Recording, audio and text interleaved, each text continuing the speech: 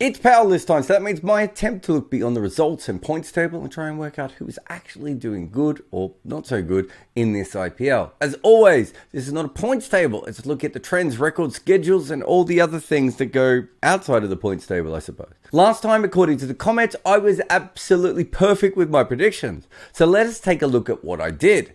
And it was tricky because last time we had a whole bunch of teams on 2 wins and 1 loss, and then a couple of strugglers at the bottom. But our top 4 selections all held up pretty well, at least in the points table so far. But why would you do that when I've been so perfect? So just go into the comments and say, Jarrod, you are absolutely perfect with these power rankings. This time I put together the kind of power list that is at once correct and also awe-inspiring. So in the comments, you could argue about my rankings, or you could just agree with them and you could say, oh, Jarrod, you are incredibly wise and all-seeing. Oh, Jarrod, you are incredibly wise and all-seeing. The choice is yours. But for now, let's crack on.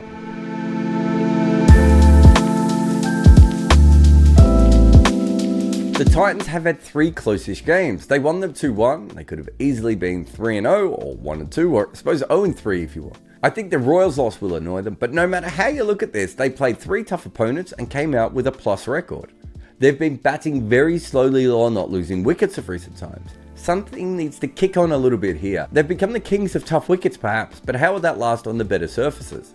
Their bowlers are taking wickets out their arse at the moment, and they have the best bowling economy of any team in this period. Allowing well under 8 runs per over in the last 3 games is exceptional. Looking at the next schedule, there is a real chance the Titans go 3-1 here. Home versus Mumbai and Delhi, and an away game against KKR. If that happens, they will end up being 7-3, but even a 2-2 split, which would be the worst case scenario, still gets them to 6-4. Even if they just play average cricket in this stretch, they could put themselves in a position to shore up a final. So CSK do what good teams do. They split against the Royals and RCB, and then they dispatch the other 2 poorer teams.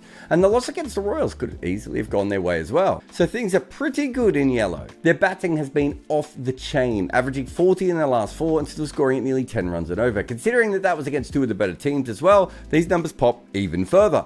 Their bowlers are taking a lot of wickets, they're averaging 22, but they're also coughing up nearly 9 runs and over. Over a long period of time, that's obviously no good. But as long as their batting lineup keeps smashing it for 10s in that times, it's fine. But of course, that number will not stay. CSK, they have a very interesting next 3 games against teams that could give them trouble, and 2 are away from home. However, even if they go 1-2, they have Delhi at home after that, so they have put themselves in a very good place going ahead. The Rajasthan Royals won 3 on the trot, only to lose the next 2 and crash into the middle teams. Although if you have a look at those last 4 games, everyone they played was a very, very good team. So I don't think they should be that worried, although in these short tournaments, if you lose 2 in a row, you almost always worry. Their batting has looked a little bit meh in that time. They're using a lot of their batters, but just as we saw last year, this is a team that really needs to be carried from the top. I really don't know why no one has just told Josh Buttler to average 60 again and save this side. When it comes to the bowling, they're slightly better than average at taking wickets, but they're also going for a little bit of runs. They're risking it all with this 5-bowler plan, and so far, it's almost about holding together.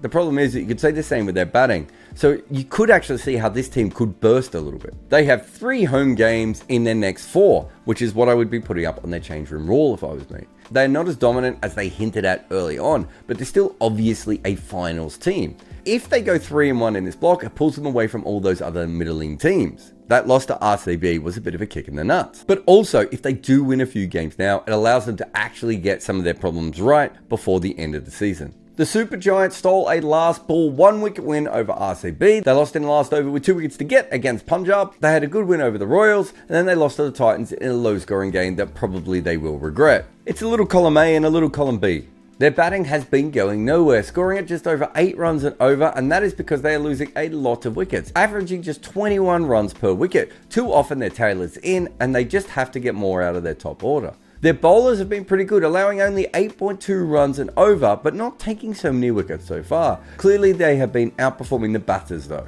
They have the Kings away and then they have 2 home games, one against the surging CSK, and then they head to Gujarat. The hinge game really is the Kings, because that could take them to a 5-3 record. So even if they lose to CSK and the Titans, they're still going to be around 500. But this is a tough schedule coming up for them. RCB have won 3 from 4 and they're shining. Their last 2 wins were against teams of fairly similar records to them, which means that they're not just getting a win, but they're also taking a win away from their opposition. They're certainly giving themselves a qualification after a very slow start. Their batting is fine as long as they never lose any wickets ever. You could actually see that theory play out in their last game with how frustrated Maxwell was to get out. In a normal T20 lineup, he had already done his job. The problem was he had not done it for this particular team because they have so few players who can actually score over 20 runs in a game. So in order for RCB to start, either him, Virat, Faf or Dinesh Karthik have to make their own runs and then someone else's runs as well. That's a tough gig. But over these last 4 games, they're averaging 33 runs per wicket while scoring at nearly 10 and over. So it has been working. When it comes to bowling, they're coughing up nearly 9.5 runs and over and taking wickets while doing it. They do have a good attack for actually taking a lot of victims, so that should continue. But you want that to start to show in the economy column as well.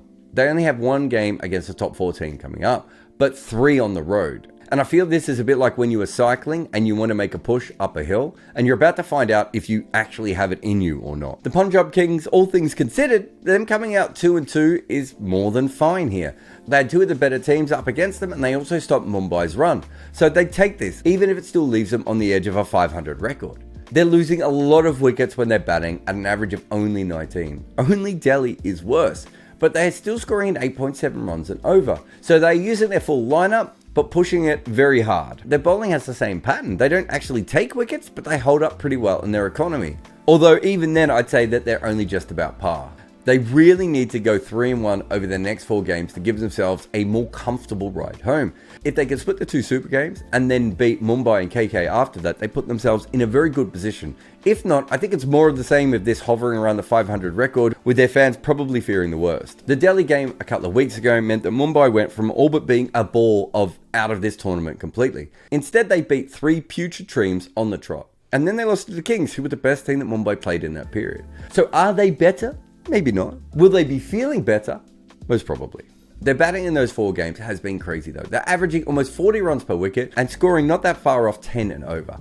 That is some effort for a 4-game stretch. Sadly, their bowling econ is letting through almost as many runs as they are scoring. However, they are taking wickets at 22, so that is helping them. But taking wickets and still going for runs is a worry, especially against poor teams. 3 of their next 4 games are on the road, and their home game is against the Royals. They could close this period going 1-3.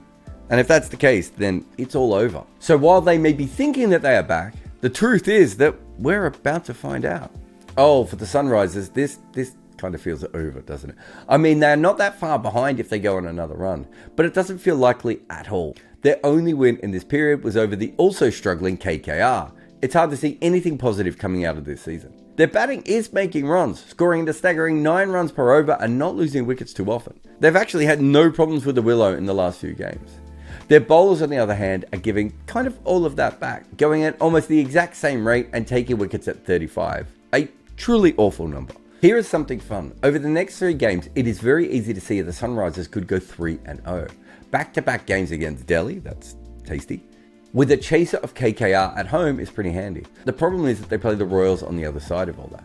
But if they won all 3, they'd be above 500, which would be something incredible on its own. Let's get to KKR. 4 losses in a row. There is no really good way of spinning this. Someone has pissed in their bed, now they are lying in it. And they lost to the only other bad sides as well. It has been horrific and very hard to see any of this changing. Their batting has held up well enough. Look at their latest mess against CSK. Even after that early collapse, it's a very slow top order batting. They still went, well over 180. They have lost a lot of wickets, but they're still scoring at around 9 runs and over. The problem is, of course, their bowling, where they're averaging over 40 runs per wicket and going at more than 10 runs per over. And they weren't even playing the good teams in this period. They just got hammered again and again and again. Their bowling's been an absolute stinking mess. Do you want the good news? Their schedule is about to get harder. Their next 4 games are against teams who have a legit chance of making the finals. They just had the easy part of their schedule and they shat their bed. I do realize I've said piss and shat their bed. It does feel like a combination of both. So if they actually go on to win some games now, it's even worse because it means that they pissed away their season by losing to the Sunrisers, Delhi and Mumbai in consecutive shit shows. Again, I'm combining those 2 metaphors. Delhi Capitals won a game and they're on a streak of 1 in a row. But of course, they're, stuffed. Losing in Mumbai was pretty much the end of their entire season. When it comes to their batting, they lose wickets more than anyone else, and also bat slower than anyone else. That seems subpar to me. being the worst at both parts of batting means that at the very least though, they are being consistent. Their bowlers are going at just under 8 and over and averaging 24 with the ball, and if their batters have found a way to back that up even a little bit, they wouldn't be as bad as they currently are. They are 1-5, and if they beat the Sunrisers in their back-to-back series, they would be 3-5 and still nowhere near playing in the finals. I'm not even sure why I did the maths on that.